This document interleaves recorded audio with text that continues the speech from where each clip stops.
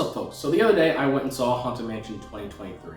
Now, I kind of went on an emotional roller coaster with this movie because I went from wanting to see it to not wanting to see it to actually seeing it and finding out that the movie is, how you say, bad, boring, bland, flavorless, any sort of synonym you want to use for the movie's not worth your time.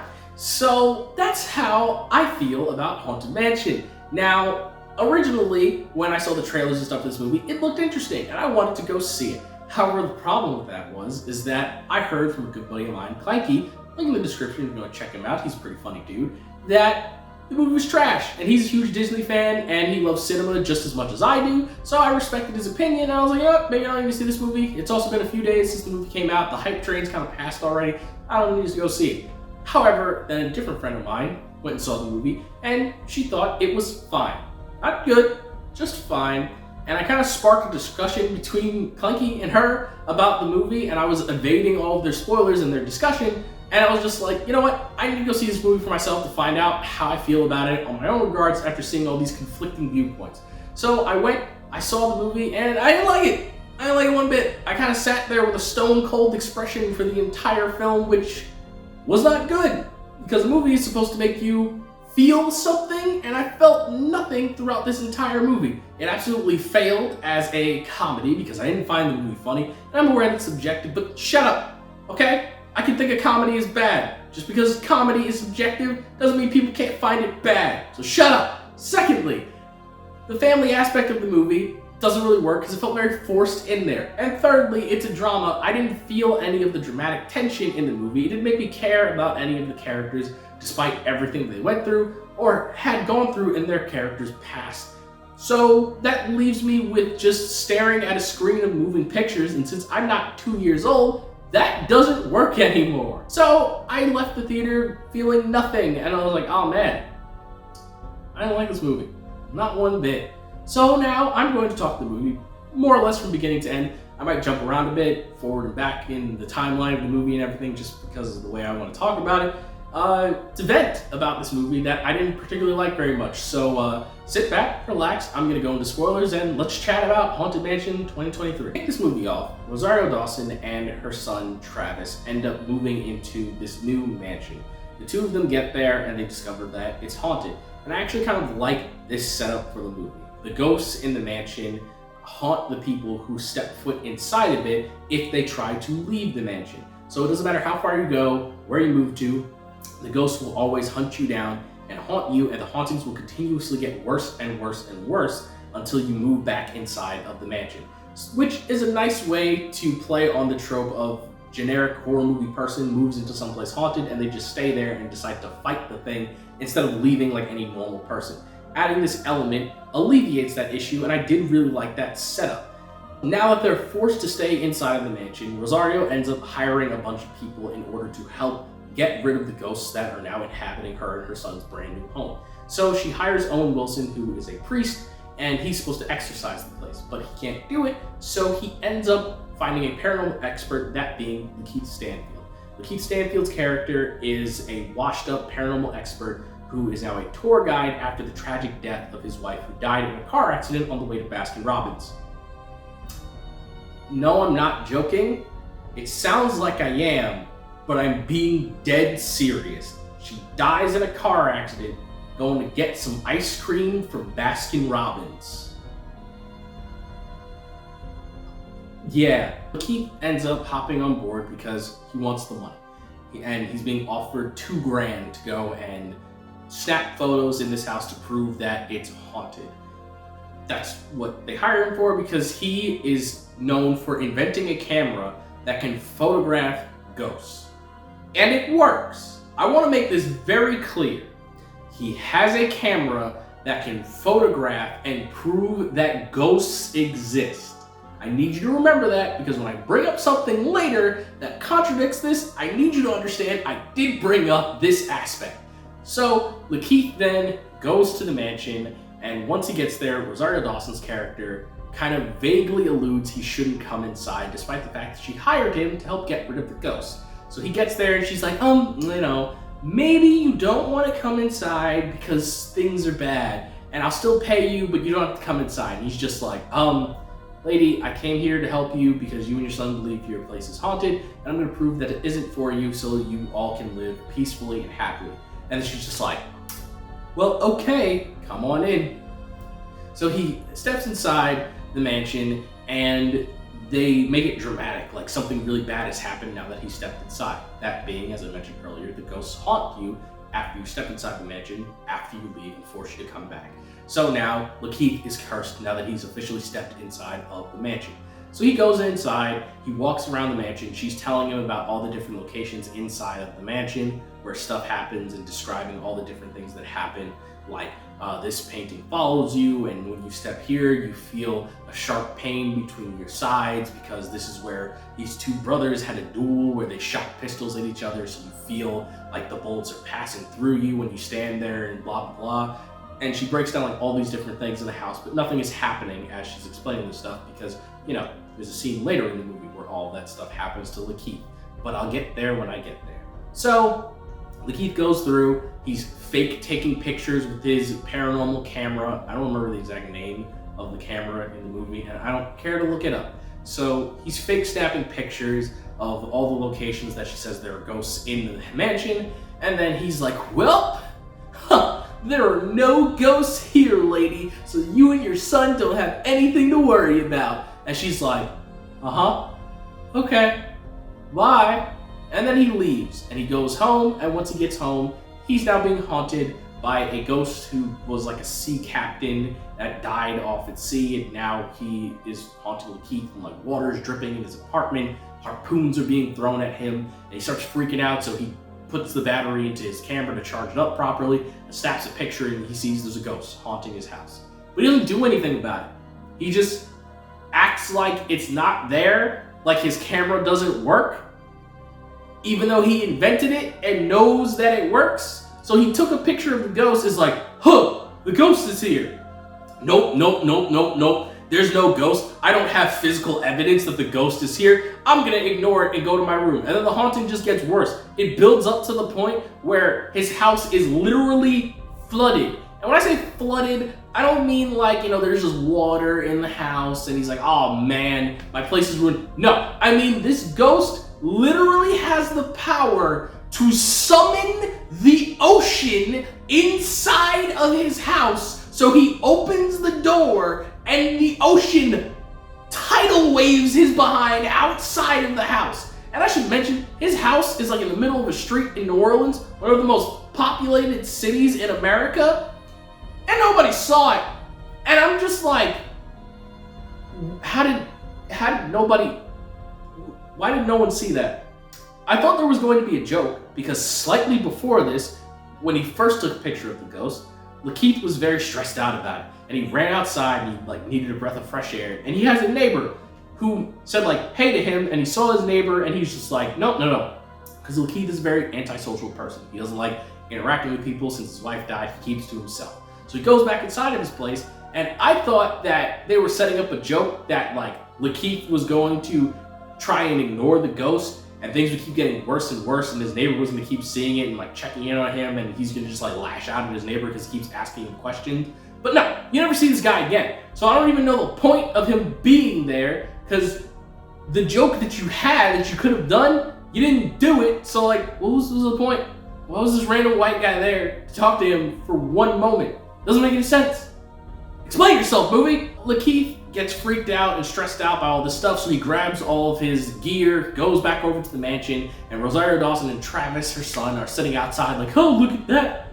Back just in time like I expected. And he's like, what the hell? I'm being haunted by a ghost. Why didn't you tell me that? And then she kind of tries to get back at him. She's like, well, I did tell you you shouldn't come inside, and also you took fake pictures of the ghost and tried to scam me and my son. And Lakeith's like, but okay, here's the thing.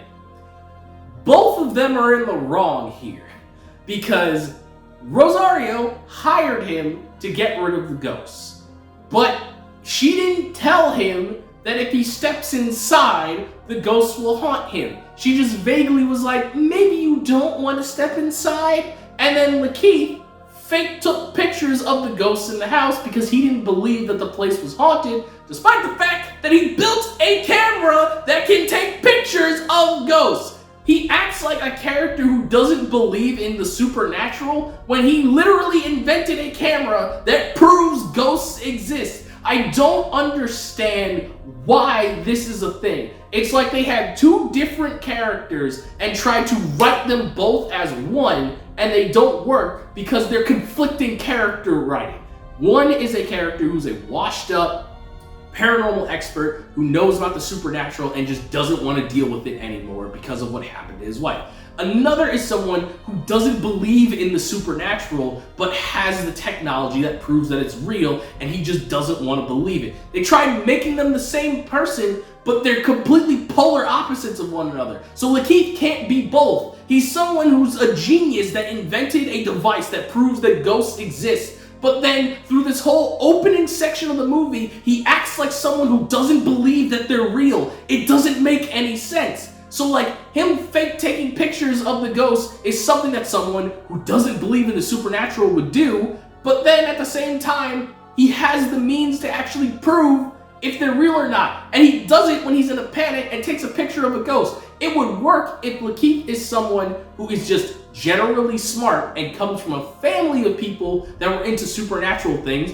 and he just didn't buy into it, or maybe his wife was into the supernatural. Something like that. Someone close to him needed to be into it to expose him to it that could pull him into these events. Like, hypothetically speaking, if Lakeith's wife was the paranormal expert and Owen Wilson went to Lakeith because he wanted the help of his wife, not knowing that she's dead, and he's like, well, listen, you were married to her, you might know enough about this stuff to help out these people, but then he didn't believe in this stuff, and then went to help them and ignored all the warnings and all that kind of stuff, that would make sense. Then the scene where he's in a panic and he grabs his camera to take a picture of the Captain Sea Shipman ghost makes sense. But knowing the fact that he invented a camera that proves that ghosts exist, and then he acts in the complete opposite of that, makes absolutely no sense. Why are you acting like you don't know anything about this stuff when you literally built something that knows this stuff exists? So you have to know this stuff exists if you were able to build something like that. That would be like if the Ghostbusters had the technology to stop ghosts, and we're like, nah man, ghosts aren't real. But you have a machine that literally is a prison for a ghost. What do you mean they're not real? You know that. Let's just move on. Let's just move on a bit. So both Lakeith and Rosario are wrong in this instance. Rosario didn't give him all the information before he stepped inside the house, and Lakeith kind of just fake took pictures when he got there. So they're both crappy people. And Owen Wilson is also crappy because he knew about the situation and still tricked Lakeith into coming there by offering him money. So right now, everybody sucks in this movie, and you don't like anybody because they all were crappy to all themselves. But nevertheless, Lakeith is now stuck here and he has to deal with this stuff. So then goes a scene where Lakeith gets haunted and he walks through the mansion and a bunch of ghosts and everything start coming out now that he's back, and you see like a lot of the stuff that the lady was talking about. Some of it is saved for a later sequence where Lakeith is in the mansion, but we'll get to that when we get there. So Lakeith goes to the place, he's like, oh crap, this place is really haunted, and they're like, okay, we need to devise a plan to get rid of all of the ghosts. So they start trying to figure out what they need to do, and they're like, we need someone who knows the history of this house, and we need someone who can communicate with the great beyond. And that's where Tiffany Haddish and Danny DeVito come in. Danny DeVito is your generic old person who's been alive long enough to know about all the weird spooky crap that happens in the town, and that character's usually in the movie for like one scene to exposition dump and then they disappear. But because this is Danny DeVito, he stays in the movie. So yeah, he doesn't really have a purpose past the scene where he shows up and they steal his records about the mansion to get all the information that they needed, and then he's just kind of there for the rest of the movie because he's Danny DeVito and they paid him, so they're gonna get their money's worth. And then they also go and get Tiffany Haddish's character, who is a medium that they play with the fact that she's a bad medium and doesn't really know what she's doing. She's like a scam artist, but they're also like, nah, she's actually a real medium that can do the stuff. She's just bad at it. And it's like, okay. And they get all of them together. They bring them to the mansion, and same thing that happened to Lakeith happens to them. They go inside. The place haunts them, now they have to stay. It first happens with Tiffany Haddish because she goes there earlier than Danny DeVito since they didn't originally want Danny DeVito to be there. So she goes in, and then once she's in there, she has like a seance with them and all this stuff, and the place is haunted, and she's like, y'all didn't blah blah blah tell me that the place was haunted and they're gonna follow me, so now I'm stuck here. And they're like, yeah. So now is when they properly start figuring stuff out on what to do to get to the mansion. They have this whole seance sequence where they figure out what went down there and all this kind of stuff, and then this is when we get the first inkling of the antagonist of the movie, Ghost Jared Leto, that being the Hatbox Ghost. And he forces Tiffany Haddish out of the mansion because she has the ability to learn information to stop him. So he throws her out of the mansion, and that's when Danny DeVito shows up, and he's like, ha ha ha, I wanted to see this mansion for myself. And they're like, no, Danny, don't go inside. And then he goes inside, and the Hatbox Ghost throws him out as well, just because. And then he has a heart attack, because a running gag in this movie is that Danny DeVito's character has a heart condition and can die at like any moment from overexcitement because he can have a heart attack. And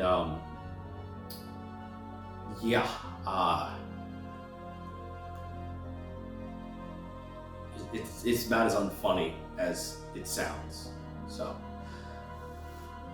they all reconvene at the mansion, and they kind of have a moment of reprieve while they're trying to figure things out and where they should go next. And Lakeith ends up starting to bond with Travis, Rosario's son, and he gets him like this action figure. They have like a cute moment where like he told him about this action figure earlier in the movie when he was chatting with him, called Action Man, which is a weird, stupid action figure. I get the joke is that the toy is supposed to be weird and stupid because it's like a superhero who fights with a shoe, and it's like, okay.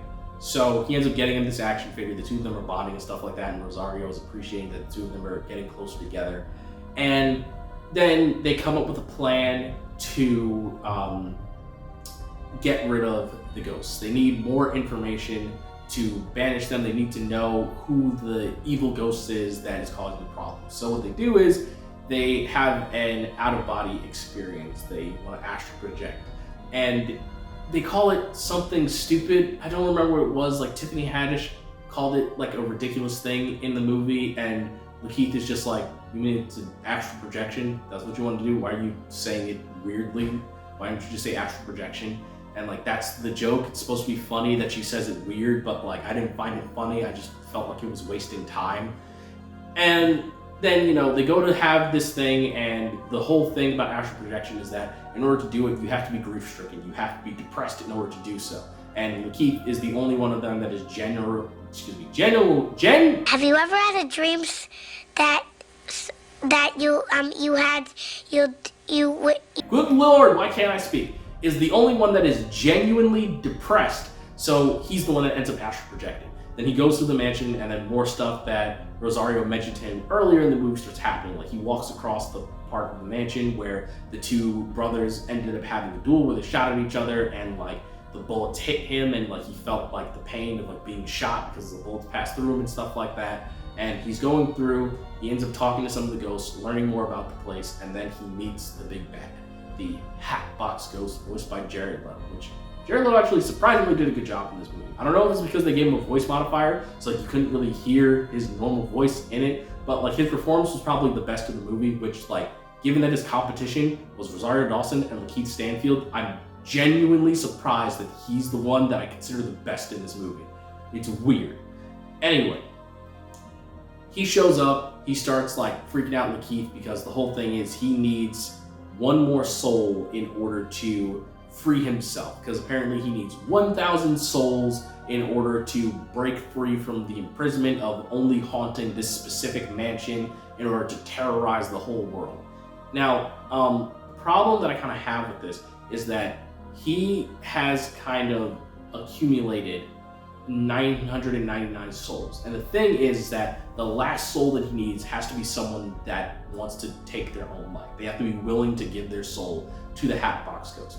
But the thing is that they mention that 999 people died in that place against their will, and that's why they're haunting it. Not every ghost, a lot of the ghosts there are there and they enjoy haunting the mansion just because they like living there. But they mentioned specifically that there have been 66 deaths because it was like 990, whatever the number was. It's like 900 and whatever something people died prior to a certain moment in history where that is the information that the ghost who was talking to them knew about. And then 66 more people died after that, bringing the number up to 999. Now, those 66 people were all just random cases of deaths that happened in the mansion. They don't specify that all these people took their own lives. It sounded more like the Hatbox Ghost haunted them and caused them all to die. So I don't understand why he needs a willing person to die. It felt like something they added into the movie so that they could justify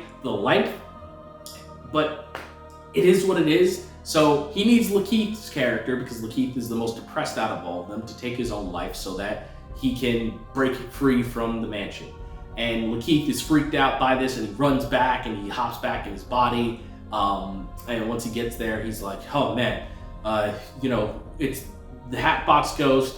And they talk about like how they need to figure out who this guy is so they can figure out how to banish him and exorcise him from the mansion. And there's like a not funny scene where Danny DeVito and Lakeith go to a sketch artist from the police, and they start describing what the Hatbox Ghost looked like, and the guy draws, the zombified ghost version of the Hatbox Ghost, and then they're like, man, you're so good. Now, can you draw him with skin? And it's just like the dude sitting there like,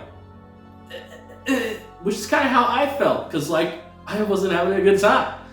So they get the ID of the Hatbox Ghost, they figure out who he is, and then they're like, okay, we need an item of the ghosts in order to banish them from the premises. So they go to a tour guide location where the Hatbox Ghost was supposed to live. Which, this was supposed to be a funny joke, but it just didn't land for me. So Lakeith's character is a tour guide. They establish that at the beginning of the movie, and they have a scene where he's walking around with a bunch of white people that are super into ghosts and everything, and he kind of like snaps it down like, ghosts aren't real, stop talking about this stuff. And then, it's now the inverse later, where he's now the annoying tour guide, he's now the annoying tourist, annoying the person who is the tour guide. It's supposed to be like a funny inverse of like the beginning of the movie, but I don't know. Maybe it's just because I wasn't having a good time leading up to this point that I just didn't feel it, dude. So they go there, they're investigating the place, and they manage to slip away from the tour and explore the rest of the mansion to find an actual artifact from the Hatbox Ghost. And then they find a location where the Hatbox Ghost had murdered all of these people, because something I didn't mention is that the Hatbox Ghost, before he became a ghost, was a serial killer, and he murdered a bunch of people that would go to his mansion for parties, and then he ended up being decapitated. His backstory is actually pretty interesting, and honestly, I would like to see a movie about him specifically, because like a rich dude who's like an evil serial killer that murders his party guests, and then like the guests slowly figure it out, and like they learn that what he did, and then they retaliate by decapitating him. That sounds like a cool story. Like maybe not a full-length movie, but like a short story. That sounds awesome. But it's stuck in this boring movie. So nevertheless, they end up finding his hat and his skull. Apparently, you just need an item that the person owned and not a body part. So they find his decapitated head that was thrown into the secret compartment of his mansion where he buried all the bodies of his victims. And to get the hat, they go back. And this is something I didn't bring up earlier in the movie, but this movie has a lot of product placement in it. And some of it is annoying, some of it is unnoticeable, but it kind of just gets annoying after a while. So some of the scenes that I'll mention are how I brought up earlier that Lakeith's wife died going to Baskin Robbins. She didn't have to die going to Baskin Robbins. She just dies in a car accident. They bring up the fact that the two of them had like a fight before she went out to go do something, and then she went to go stop at Baskin Robbins on the way back home. And it's just like, I feel like the point of that should have been they got into a fight and then she went to go pick up something to be like, we shouldn't fight and stuff like that, and that would have been like a dessert or something. But it's overshadowed by the fact that he specifically brings up that she died going to Baskin Robbins. Like, the whole scene's sad. He's like, she asked me to go and do this thing. I kind of snapped at her because I was like on edge for getting this project done. And then she left. And then while she was on her way to Baskin Robbins, she got into a car accident and died alone. And I'm just like,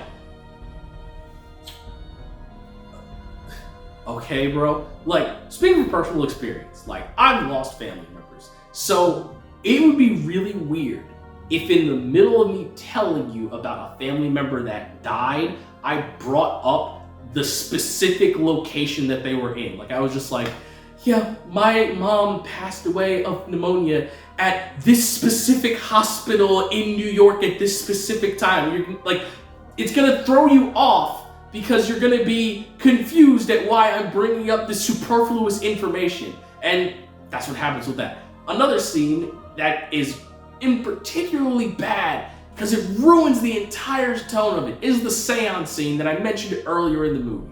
When they get there, they need to light a candle because that's just how seances work. And when they light the candle, Tiffany Haddish brings up the fact that you only have a French vanilla candle from Yankee Candles, and then Rosario Dawson's like, yeah, I have a bunch of them because I forgot to cancel my subscription to Amazon. And it's like, what are we doing here, folks? What are we doing here?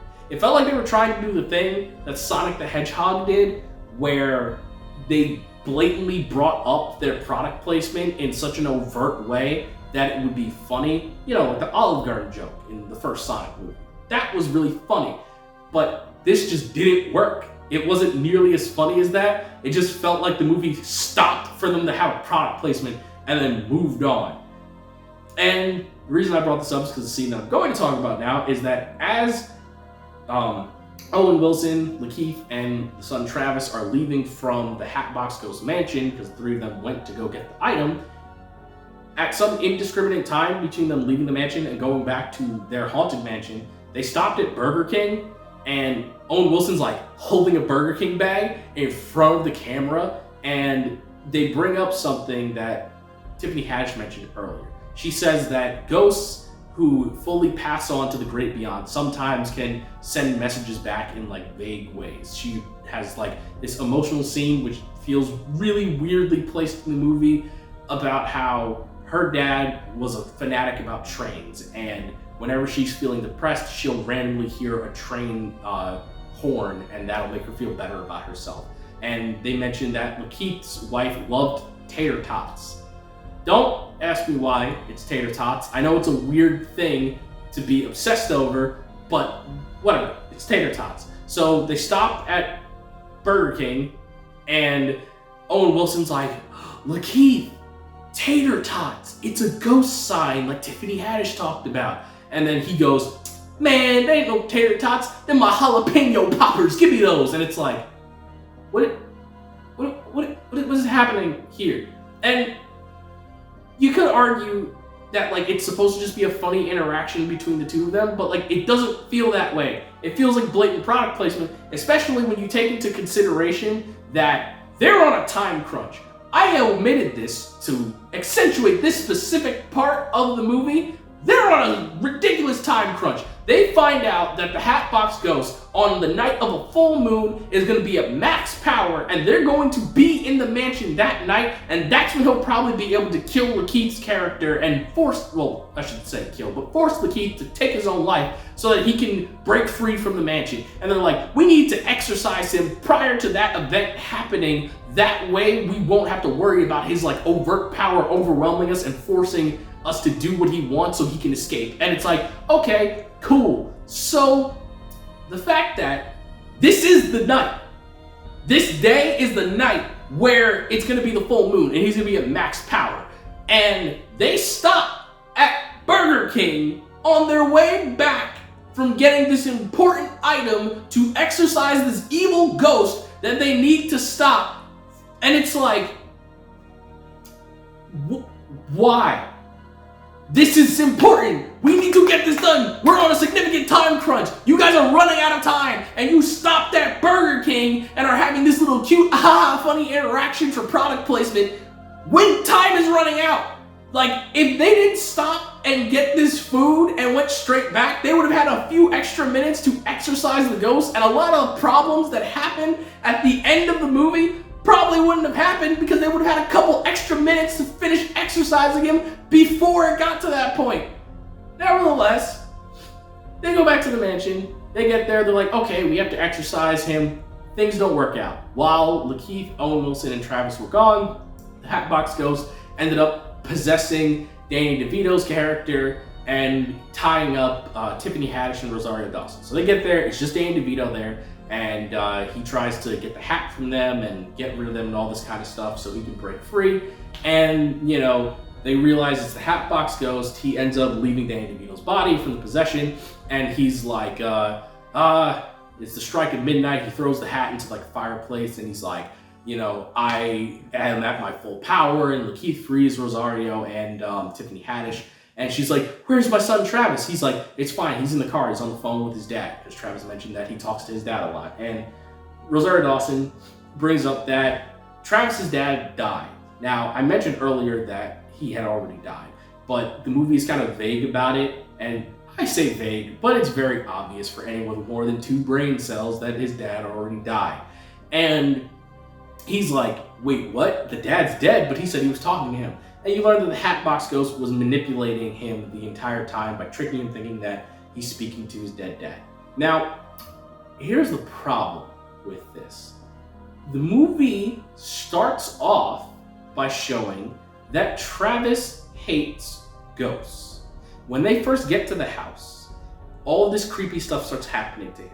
The doors open up on their own, paintings start following him, he sees armor moving, he's freaked out, and he doesn't want to be in the house because he doesn't like supernatural things and he doesn't like ghosts. So when he freaks out and tells his mom, like, Mom, the place is haunted, we need to get out of here. They make a very clear and distinct character development choice that Travis hates ghosts. Then the rest of the movie, they continue to showcase that. He hides from them inside of a tent. He tries to stay away from them as much as possible. He's scared when Lakeith is going to go off into the mansion by himself and be attacked by the ghosts. He is scared of ghosts. He doesn't like them in any capacity. So this twist at the end of the movie that Travis has secretly been talking to his ghost dad for the entire movie is the dumbest twist ever. It felt like they got to the end of the movie and they were just like, we need some kind of big reveal twist to trick up the audience. And it's just like, okay, no you didn't. Not every movie needs a third act twist to shock everybody. You can just be straightforward. Granted, this movie wasn't good up until this point, but nevertheless, adding in this dumb BS twist that completely goes against the character is ridiculous, because if this kid hates ghosts so much, why was he just casually talking to his ghost dad? He's scared of ghosts. It doesn't matter that it's his dad, he'd still be terrified of them. You know, that'd be like if you're afraid of spiders and then your friend goes, bro, I've got a pet spider, they're really friendly. You're not just gonna be like, oh, okay, cool, my friend's pet spider. That's not how that works. You're still going to be scared of it. So just because it's his dad, it doesn't mean he's going to be okay with the fact that he's a ghost. It's stupid. It's stupid. Like, the whole movie focuses on Lakeith's character being depressed, and how the Hatbox Ghost wants him to be the sacrifice so he can break free from his imprisonment, but now they're like, nah man, third act twist, it was actually Travis he was working on behind the scenes the whole time, ah-ha-ha, and it's like, no, it's just stupid. You just wanted to be like, ooh, third act reveal, but it ended up being stupid because it goes against the character development that you established from it. That's the reason why I remember the kid's name, because this third act twist was so stupid that it made me so mad that I remembered the kid's name. I don't remember anyone else's name. I just remember the actress and actor who played them. But Travis, I remember that kid's name because it really pissed me off. So, after he frees Rosario and Tiffany Haddish, they're like, oh no, the Hatbox Ghost is at full power and Travis is about to go and kill himself and, you know, give the Hatbox Ghost the last soul. So Lakeith goes up and he's like, Travis, listen. I kind of actually like the scene because I think Lakeith put in a little bit extra effort in this scene in comparison to the rest of the movie. And he's just like, Travis, man, listen, I know life sucks. I know everything's terrible, but listen, we can be miserable together. So don't throw your life away. And then Travis goes back to him. The Hatbox Ghost is mad, and he starts like tearing up everything. He's tearing up the yard and the mansion and all this stuff. And the Hatbox Ghost is like, hey, bro, listen, Lakeith, I've tried being nice, but either take your own life or I'm gonna kill everybody. So make a decision now. And then, shenanigans happen. Owen Wilson was distracting the other ghosts in the house, who none of them like the Hatbox Ghost. That's something they established. They're all just afraid of him. So Owen Wilson kind of inspires them to be like, hey, listen, all of you together could fight the Hatbox Ghost. So like, why don't you do that instead of haunting us? And he inspires them. And there was like a joke in the movie where he tried to convince Lakeith to help out Rosario Dawson by saying, do you want to be a hero? And they bring that joke up a couple of times, and he finally uses that line on the ghosts and it works on them. And it's like, okay, sure, whatever. So then they go and help, and then Tiffany Haddish, in the meantime, while that's going on, she ends up talking to Jamie Lee Curtis, who I didn't mention she's in this movie, but she's like a dead medium who was like the most powerful medium to ever exist.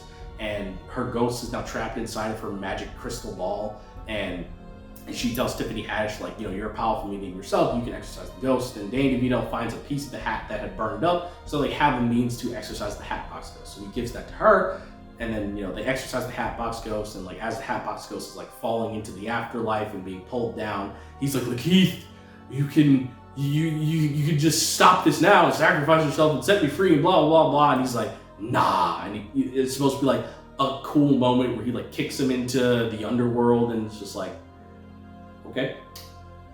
So then that happens. Everyone's all happy. It's supposed to be like all of these characters have like found closure in their own individual miserable lives by finding each other. And then the movie skips ahead 3 months later, and it's like Lakeith has started teaching again as a professor because he is a genius who created a device that can prove ghosts exist. So he became a college professor. Rosario Dawson became a nurse. So Daredevil? I'm kidding. If you've seen Daredevil, you know what I mean by that. But anyway, so Rosario becomes a nurse. Travis is still going to school. He said he got he elected as vice president, which I don't exactly understand how it happened, because it's just like they establish in the movie, which I didn't feel the need to mention this earlier because it's kind of irrelevant to the story, if I'm being honest. He's bullied. So he hates his life, and he just wants things to go back to the way they were. He feels like ever since his dad died, everything sucked. And he then at the end of the movie is just voted vice president. They don't really explain like how he became popular for that to happen and stuff like that. It just kind of did. So whatever, I guess his life is better now. Owen Wilson got ordained because something else in the movie. He's actually a con man who works at like a Halloween store rather than actually being a priest. So he becomes ordained, and that's cool, I guess. And Tiffany Haddish is just there. Her life honestly doesn't really change. She's kind of just more self-confident in her skills now as a medium. But yeah, so she's there. They all meet up at the mansion. All of the ghosts, now freed from the Hatbox Ghost control, are now just living their eternal afterlife, haunting this mansion, like partying and having fun. And Rosario, Owen Wilson, Tiffany Haddish, Lakeith, and Travis are now like one happy found family with all of these ghosts, and they kind of have a dinner party on Halloween night at the mansion, and that's just where the movie ends. And yeah, this movie sucks. This movie sucks. I didn't like it. I just sat there bored and expressionless the entire film. I don't personally recommend it. I think kids will probably enjoy it because it can be kind of wacky at times, and they'll probably get some of the lowbrow humor.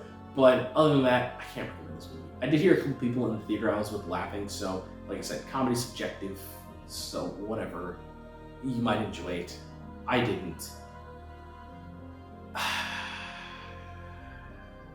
Oh yeah, I guess one last thing to mention, because I'm never going to mention this ever again. I like the design of the Hatbox Ghost. I think he looked cool when he was in his like spectral form and he had like the green, blue, glowy mist around him. But like at the end of the movie, in the final fight, he gets like a physical form And I didn't like the way he looked. I thought he looked cool in his like Spectre form. And if you wanted to differentiate him to show that he was more powerful than the other ghosts, just change the color. Because all the other ghosts were blue. Just say like, oh, he's more powerful, so he's green colored or red or whatever. Just do that so he still has like the spectral glow instead of just looking physical. I didn't like the way it looked. It didn't look good. Stop it. Do better. Ah, man. This movie really messed me up, man. Messed me up a bit. It's just, man. I did not have a good time. Disappointing, like I said. I kind of wanted to see the movie at first, and I was kind of hoping my buddy was wrong about it and that I would enjoy the movie, but it's not worth your time, man. Boring movies aren't worth your time because seeing them, there's nothing there for you. You don't feel anything when you go and see it. Hell, I said this in like a couple videos ago when I talked about Spider-Man Lotus. Boring movies don't evoke emotion from you. You're not happy, you're not angry, you're just emotionless because it's not evoking anything from you except boredom. And it's not fun to go through that kind of stuff. So don't subject yourself to this. If you have a little kid, I guess maybe pop it on to pass the time when it comes out on digital or whatever. Or, watch something else. I feel like that would be better off than that. So, yeah, I'm the innocent villain.